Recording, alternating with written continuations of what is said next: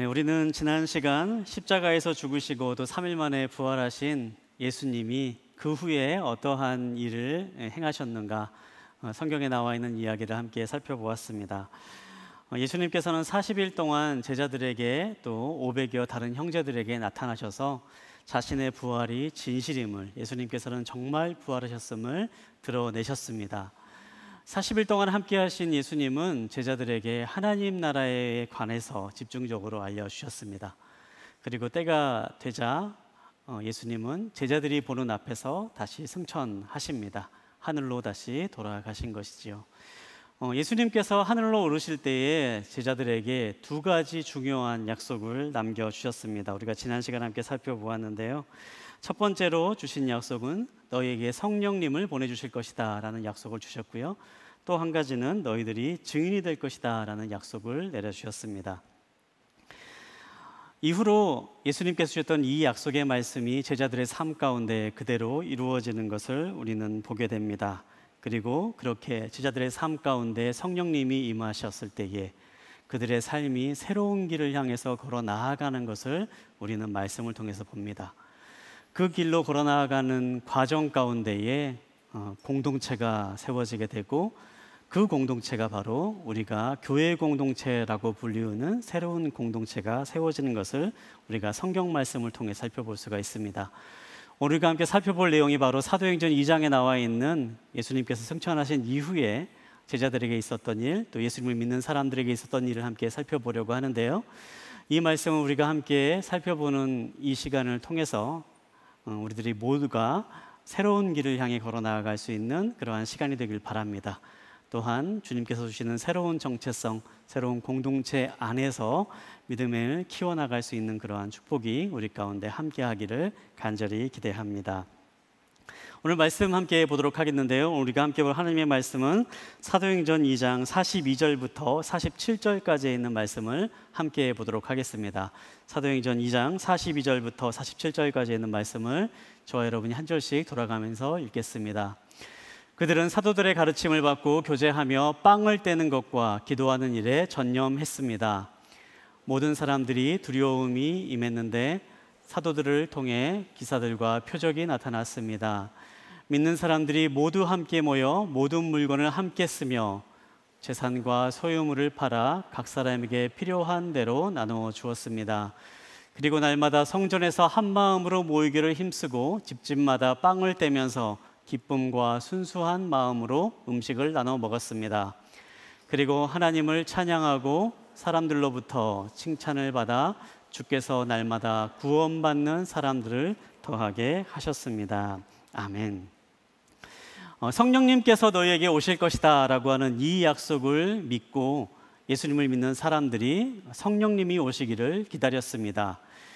그때 당시에 사람들이 예루살렘에 모여서 함께 기도하면서 성령님을 기다렸다라고 그렇게 기록되어 있는데요. 그때 그들이 모여 있는 장소가 이 마가의 다락방이라고 불리우는 장소로 그렇게 알려져 있습니다. 이 마가의 다락방이라고 하는 것은요, 오늘날에도 예루살렘의 성지순례를 가면은 볼 수 있는 이 마가의 다락방이 바로 이곳일 것이다라고 그렇게 사람들이 추정하는 그러한 곳을 우리가 성지순례를 통해서 볼 수가 있는데요. 이 마가의 다락방이라고 불리는 이 장소는요, 예수님께서 이 땅에 계실 때도 제자들과 함께 모였던 그러한 장소로 사용되었던 곳이기도 했습니다.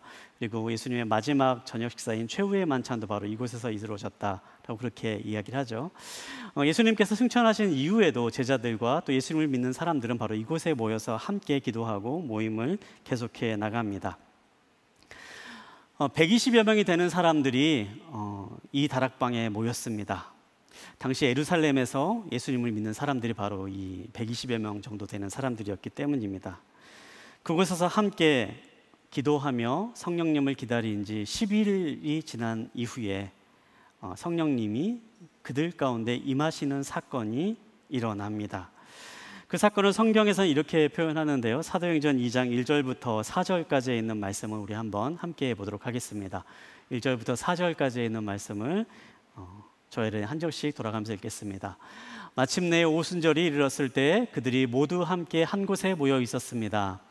그때 하늘로부터 갑자기 급하고 강한 바람 같은 소리가 있었고 그들이 앉아있던 온 집을 가득 채웠습니다.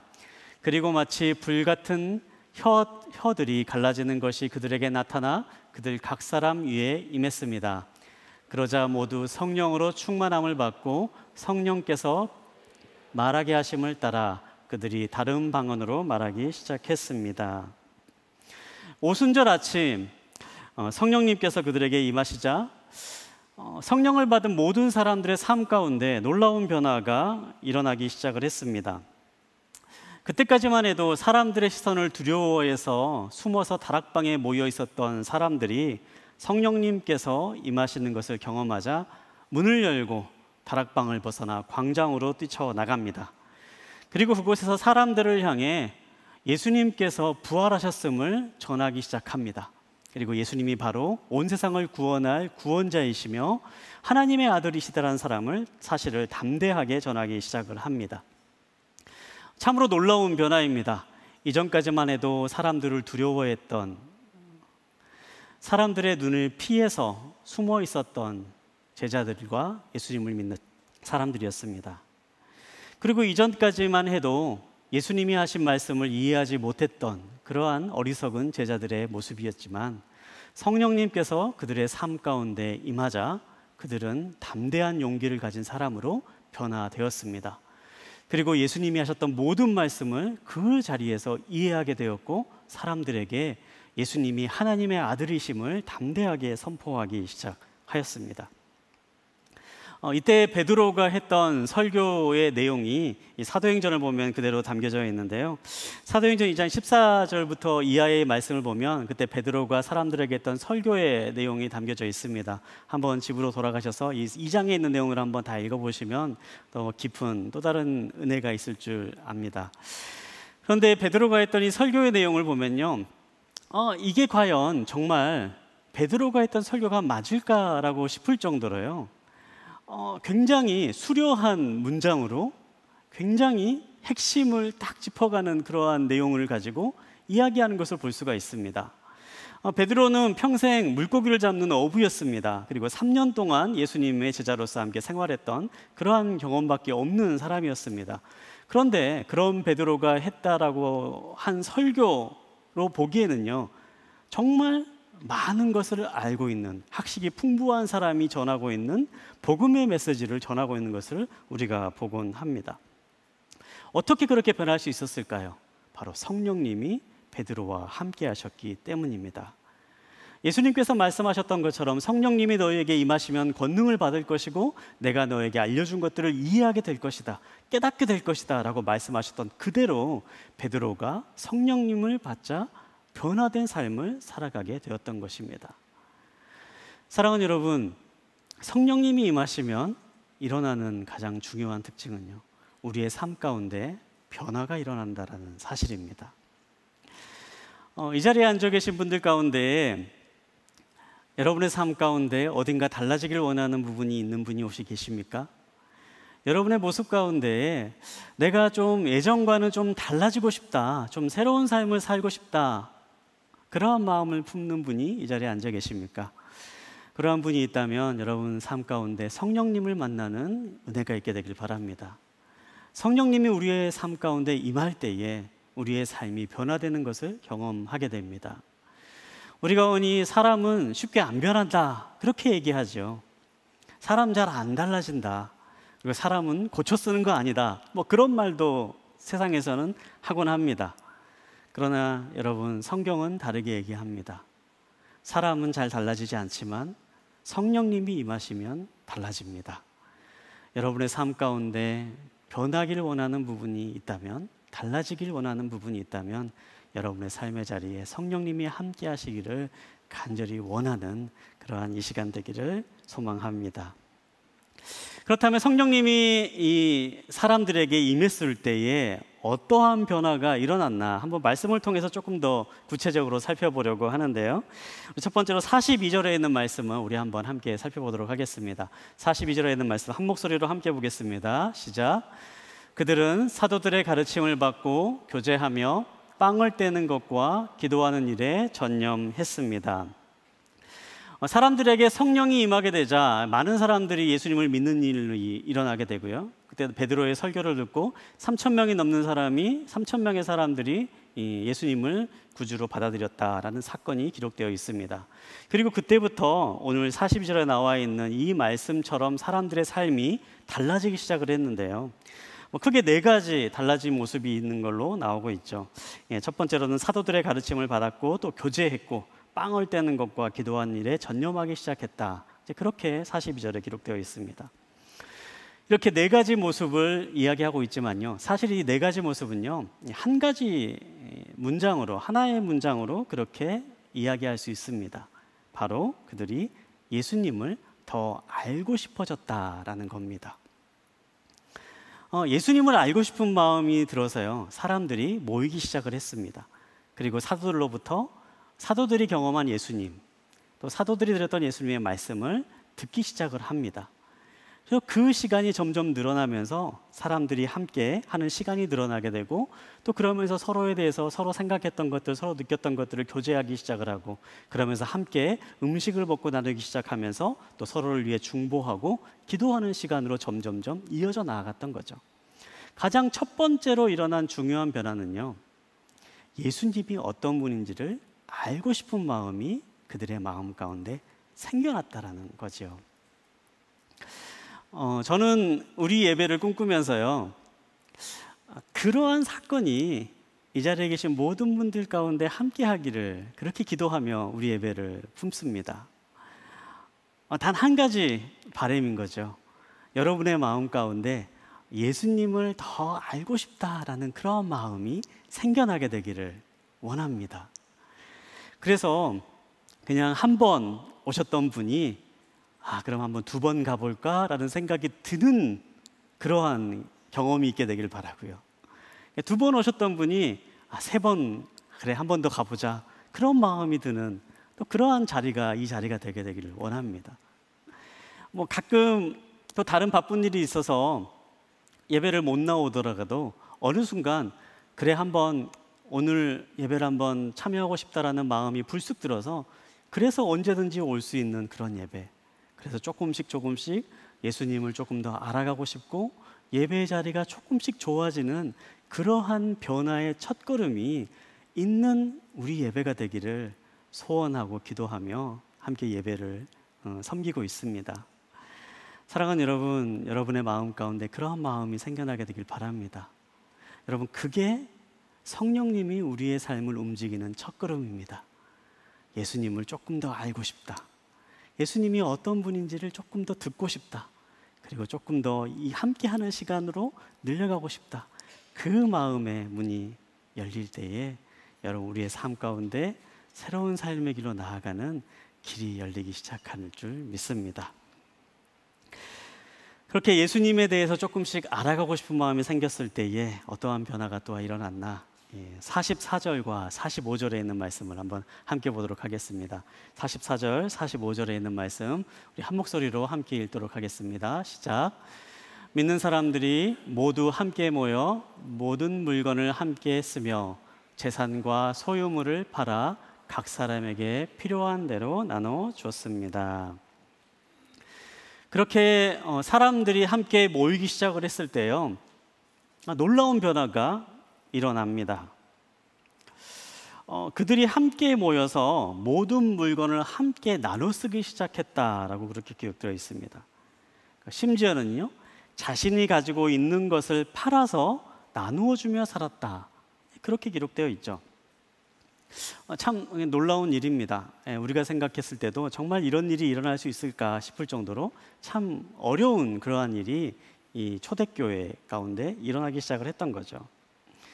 그런데 한번 우리가 그때의 시대 상황을 보면 이 일이 정말 어려운 일인가 다시 한번 생각해 볼 수가 있는데요, 이때는 우리가 살던 시대와는 다르게요, 2000년 전에 이 시대는요, 신분과 계급이 있었던 사회였습니다. 그렇기 때문에 사람들이 어떠한 신분으로 태어나느냐, 어떠한 상황으로 태어나느냐에 따라서 그 사람이 누리고 있는 것이 자동적으로 결정지어지는 그러한 시대 속에 살았습니다. 좋은 상황 가운데 좋은 신분으로 태어난 사람은요, 자신이 가지고 있는 것을 당연하게 생각하면서 살아갈 수 있는 그러한 시대였던 거죠. 그런데 사람들이 변하기 시작을 합니다. 자신이 당연히 누릴 수 있다고 생각되는 것을 다른 사람을 위해 나눠주기 시작하는 삶을 살아가게 됐다라는 거죠. 참 쉽게 받아들여지기 어려운 겁니다. 단 하나의 이유 때문입니다. 그들의 삶이 변화되었기 때문이지요. 우리가 이 모습을 보면서 좀 생각해 봐야 될 부분이 있는데요. 어떤 부분은 이 부분을 보면서요, 이 부분을 어떠한 경제 제도로 생각하는 분들이 있습니다. 어떤 사회 체제로 이 말씀을 이해하는 분이 있습니다. 그래서 제가 그 학교 다닐 때는요, 이 말씀을 보면서요, 이렇게 얘기를 하시더라고요. 봐라, 이 말씀을 보니 공산주의야말로 정말 성경에 맞는 가르침이다 라고 그렇게 말하는 그러한 분도 분명히 있었습니다. 그런데 성경에서 말하는 것은요, 그런 어떤 이념이나 체제를 이야기하는 게 아닙니다. 성경에서 말하고 있는 것은요, 예수님을 믿자 사람들의 가치관이 변했다라는 겁니다. 사람들의 인생관이 변했다라는 거죠. 그들이 이전에는 자기 자신만 알고 자기가 가지고 있는 것을 누리는 게 당연한 것으로만 생각을 했는데, 그것이 아닌 그들의 삶의 놀라운 변화가 새로운 인생으로서 세상을 볼 수 있는 눈이 열려지게 됐음을 성경에 있는 말씀은 그렇게 전하고 있죠. 마태복음 13장을 보면 예수님께서 이런 비유의 말씀을 하시는 내용이 나옵니다. 우리가 흔히 밭에 숨겨진 모아의 비유라고 불리는 그러한 말씀인데요. 한 사람이 우연히 밭에 보물이 숨겨져 있는 것을 알게 됩니다. 이때 당시에는 어떤 자신이 가지고 있는 재산이나 재물을 안전하게 보관할 수 있는 그러한 은행이나 그런 시스템이 사회적으로 없었던 시대였기 때문에요. 갑자기 전쟁이 나거나 어디로 피난을 가야 되면요, 사람들이 땅에 자신이 가지고 있는 보물이나 재화를 이렇게 묻어두고 이게 피난과 피신을 가곤 했다라고 합니다. 그랬다가 돌아와서 이제 자신이 가지고 있는 그 이제 물건을 이제 파가지고 다시 이제 가지게 되는 건데요. 그런데 그렇게 피난을 간 사람이 불행한 일로 인해서 다시 못 돌아오게 되면 어떻게 됩니까? 그러면요, 그 보물을 발견한 사람이 소유권을 받게 된다라고 하지요. 예수님께서 말씀하시는 이 비유의 내용이 바로 그러한 배경 가운데 있습니다. 어떠한 사람이 밭에 보물이 숨겨져 있다는 것을 알게 됩니다. 그러자 이 사람이 어떻게 합니까? 자신이 가지고 있는 모든 재산을 다 팔아서 그 밭을 사는 겁니다. 그리고 그 밭을 자신의 것으로 삼는 거죠. 더 중요한 것이 있기 때문에 자신의 재산을 얼마든지 아낌없이 팔 수 있는 겁니다. 오늘 이 초대교회 사람들이 보여준 삶의 변화가 바로 그것이었습니다. 더 중요한 것이 있기 때문에 덜 중요한 것을 내어놓을 수 있게 되도록 그렇게 변한 겁니다. 예수님이 그들의 삶 가운데 가장 중요한 분이라는 것을 깨닫게 되자 다른 것들이 그렇게 중요하지 않구나라는 것을 알게 된 거죠.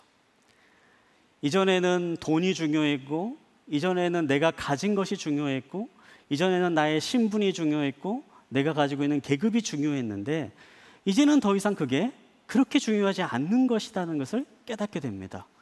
예수님이 가장 중요한 분이 되었기 때문이죠. 다른 것들을 내어놓을 수 있게 되는, 인생의 가치관이 변화가 되는 그러한 경험을 하게 된 것이죠. 철학자 키에르케고르는요, 우리가 인생을 살아가면서 세 가지 선택을 하게 된다라고 그렇게 이야기합니다. 첫 번째 단계, 사람들이 하는 선택은요, 사람들은 심리적 선택의 단계를 하게 된다라고 이야기합니다. 우리가 우리의 만족, 나의 욕구를 채우기 위한 선택을 하는 거죠. 쾌락을 쫓아 선택을 하며 살아갑니다. 그렇기 때문에 돈을 쫓기도 하고요, 이성을 쫓기도 합니다. 다른 사람에게 권력을 휘두르는 그러한 선택을 쫓아 살아가기도 합니다. 그런데 사람들이 금방 깨닫게 됩니다. 그렇게 심리적인 선택을, 쾌락을 쫓은 선택을 하다 보면 그것으로 누릴 수 있는 만족이 순간에 불과하다는 것을 알게 됩니다. 그래서 사람들은 그 다음으로 윤리적 선택을 하기 시작한다라고 말합니다. 내가 조금 손해를 보더라도 옳은 일을 하는 겁니다. 내가 조금 이익을 감수하더라도 선한 일을 선택하기 시작을 한다는 거죠.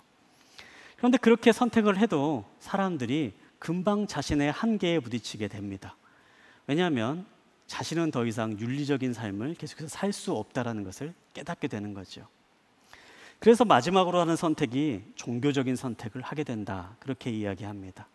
절대자에게 귀의하게 되고 절대자에게 의지하게 되고 신을 찾아서 평안과 안식을 얻으려고 하는 그러한 선택을 하게 된다. 그렇게 세 가지 선택이 우리의 인생 가운데 있다라고 그렇게 이야기합니다. 사랑하는 여러분, 예수님을 쫓는 삶은 어떠한 삶인가요? 예수님을 쫓는 삶은 이 세 가지 선택을 모두 다 함께 누리는 삶입니다. 주님 우리에게 금욕적인 삶을 살라고 말씀하지 않으십니다. 우리의 욕구가 아닌 하나님께서 주시는 진정한 기쁨을 누리며 살아가도록 우리의 삶을 인도하십니다. 주님 우리에게 착한 삶 살라고 말씀하지 않으십니다. 하지만 주님이 함께 하시기 때문에 하나님이 원하시는 삶을 선택하며 살아가도록 우리를 인도하십니다. 그리고 마지막으로 우리를 도우시고 인도하시는 영원한 평안과 기쁨을 주시는 참된 하나님의 손길을 우리의 삶을 통해 누릴 수 있게 허락해 주십니다. 우리가 세상을 살아가면서 할 수 있는 이 세 가지 선택을 모두가 다 얻게 할 수 있는 길이 바로 예수 그리스도를 믿고 따라가는 길 가운데 있습니다. 그것을 발견하기 때문에, 그것을 깨닫기 때문에 이전에 자신들이 중요하다라고 생각했던 것들을 아낌없이 나눠줄 수 있게 되는 변화된 삶을 살아갈 수 있었던 것이죠. 사랑하는 여러분, 이 자리에 계신 모든 분들이 그런 기쁨을 누릴 수 있게 되길 바랍니다. 억지로 나눠주고 억지로 베풀고 억지로 달라져야 되고 억지로 착한 일을 하라고 성경은 우리에게 그렇게 가르쳐주지 않으십니다. 예수 그리스도를 품게 되면 그분이 주시는 기쁨과 존귀함이, 소중함이 훨씬 더 크기 때문에 다른 모든 것들을 아낌없이 내려놓을 수 있는 그러한 삶의 자리를 살아갈 수 있게 되는 것이죠. 사랑하는 여러분, 예수 그리스도를 만나시길 바랍니다. 그분으로 인한 기쁨을 누리시길 바랍니다. 그분으로 인한 변화를 누리시기 바랍니다. 그러한 축복을 누리는 저와 여러분 되시기를 소망합니다. 그렇게 예수님을 소유한 사람에게는요, 달라지는 굉장히 중요한 특징이 한 가지 있습니다. 우리 마지막으로 44절과 45절에 있는 말씀을 다시 한번 읽어보도록 하겠는데요. 44절과 45절에 있는 말씀 우리 한 목소리로 함께 읽도록 하겠습니다. 시작. 믿는 사람들이 모두 함께 모여 모든 물건을 함께 쓰며 재산과 소유물을 팔아 각 사람에게 필요한 대로 나눠 주었습니다. 여기서 사람들에게 나눠주는 삶을 살았다, 나눠주게 되었다라고 이렇게 기록하고 있는데요. 그런데 여기서 중요한 표현이 나옵니다. 자신이 가지고 있는 재산과 소유물을 팔아서 각 사람에게 필요한 대로 나눠주었다라고 그렇게 기록되어 있습니다. 각 사람에게 필요한 대로 나누어 주었습니다. 이 말은요, 나누어 주는 사람 마음대로 그렇게 나누어 주었다라는 것을 의미하지 않습니다. 받는 사람의 입장에서 나누어 주었다라는 거죠. 그리고 또한 이 말은요, 받는 사람이 원하는 대로 나누어 주었다라는 것도 아닙니다. 받는 사람에게 진정으로 필요한 것들을 나누어 주었다라는 말인 거죠. 우리가 이 말씀을 통해서 기억해야 될 부분이 있습니다. 우리가 흔히 사랑한다라고 하면요, 상대방이 원하는 대로 해주는 것이라고 그렇게 생각하곤 합니다. 그래서 오늘 본문에 있는 말씀을 보면서도요, 예수님을 잘 믿는 사람, 은혜를 받은 사람은 주변에 있는 사람이 도와달라고 하면 그 도와주는 대로 그대로 해주는 것이 좋은 일인 것처럼 그렇게 생각하곤 합니다. 그런데 그게 전부가 아니라는 사실이지요. 필요한 것을 나누어 주는 겁니다. 필요한 것을 나누어 주는 겁니다. 변화가 되는 사람 가운데 생겨나는 가장 중요한 특징은요, 여러분, 눈이 달라집니다. 어떤 눈이 생겨나게 되냐면 주변 싸움에 주변 사람들 가운데 도움이 필요한 사람들이 눈에 보이기 시작합니다. 이전에는 그냥 지나쳤던 사람들인데 무언가 도움이 필요한 사람들이 눈에 보이기 시작하는 거죠. 그리고 또 눈이 달라집니다. 그 사람에게 정말 필요한 것이 무엇인지를 구별할 수 있는 눈이 생겨나게 됩니다. 제가 예전에 대학원 다닐 때요, 제가 상담학을 전공을 했었는데요. 제가 상담학을 전공하면서 교수님께서 저희들에게 해주신 말이 하나 있습니다. 그 말 가운데 한 말이 이겁니다. 정말 상담을 잘하는 사람은 때로는 냉정해질 수 있는 사람이다. 그렇게 얘기를 하시는 거예요.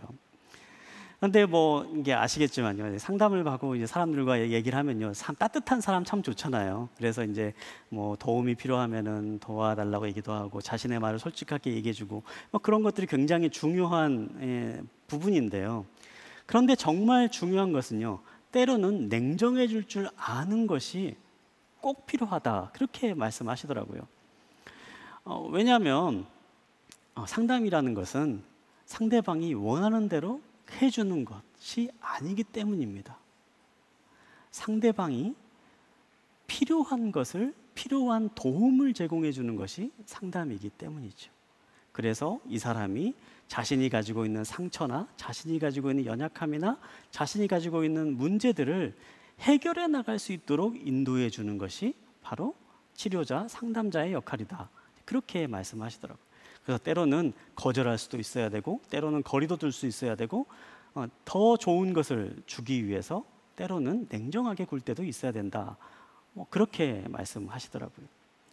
저는 오늘 본문에 있는 말씀 보면서도요, 이 초대교회도 바로 그러한 일이 일어났다라고 그렇게 생각합니다. 필요한 것들을 채워줍니다.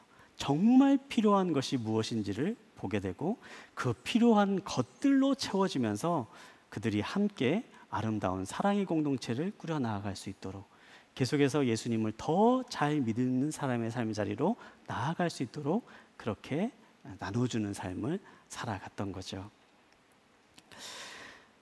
제가 오늘 말씀을 준비하면서요, 이러한 눈을 가지고 있는 사람이 어떠한 삶이 있었을까? 이 성경에 나와 있는 것처럼 예수님을 믿으면서 이런 눈이 생겨난 사람이 어떠한 사람이 있을까? 그렇게 이제 찾아보다가 한 사람의 이야기를 보게 되었습니다.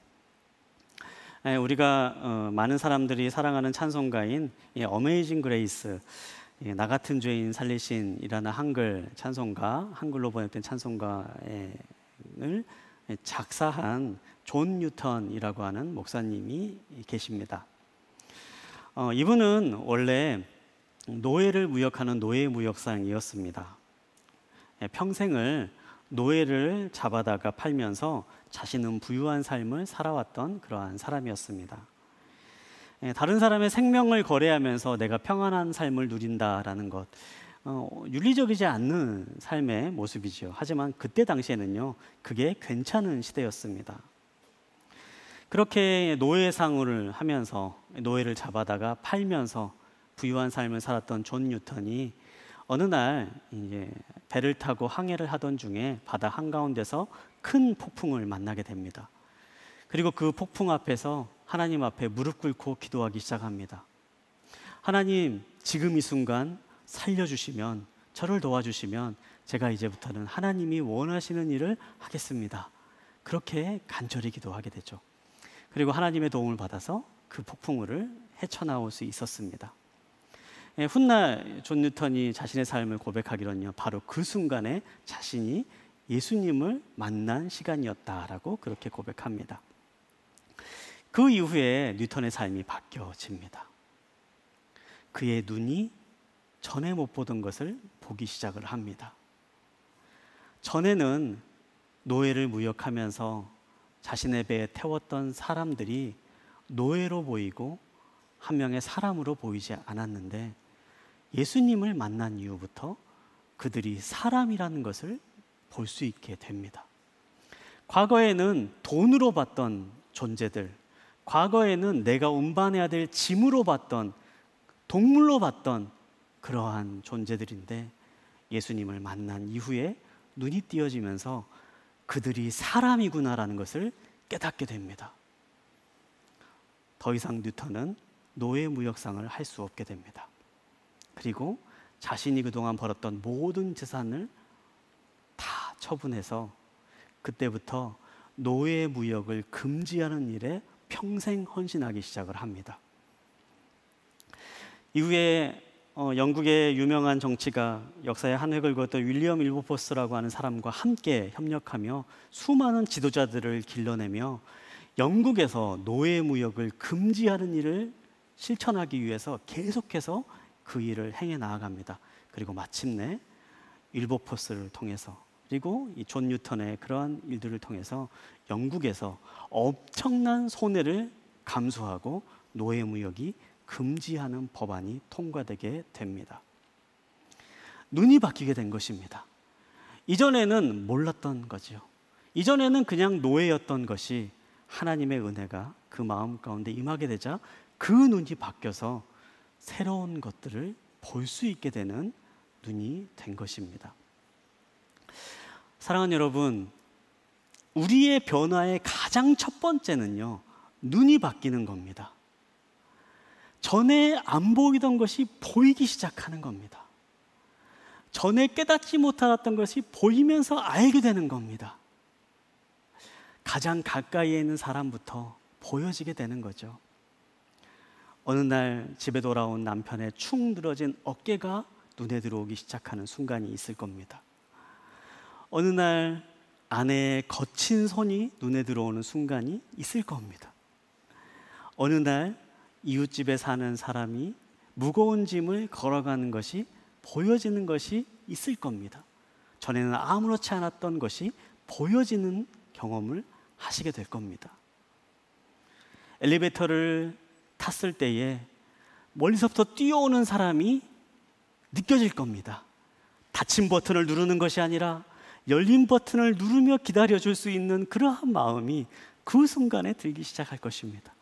전에는 보지 못했던 것들이 보여지고 느껴지고 생각나게 되는 순간들이 우리의 삶 가운데 찾아오게 되는 것이죠. 사랑하는 여러분, 눈이 바뀔 때에 여러분의 삶을 변화시키는 길로 여기시기 바랍니다. 보여질 때에 여러분의 마음이 주어지는 그 길을 향해서 한 걸음 한 걸음 걸어 나아가시기 바랍니다. 그 길로부터 새로운 삶의 길이 시작됩니다. 성경에 나와 있는 많은 사람들을 도와주는, 나누는 사람의 이야기를 담는 이야기 가운데 가장 유명한 한 이야기가 있습니다.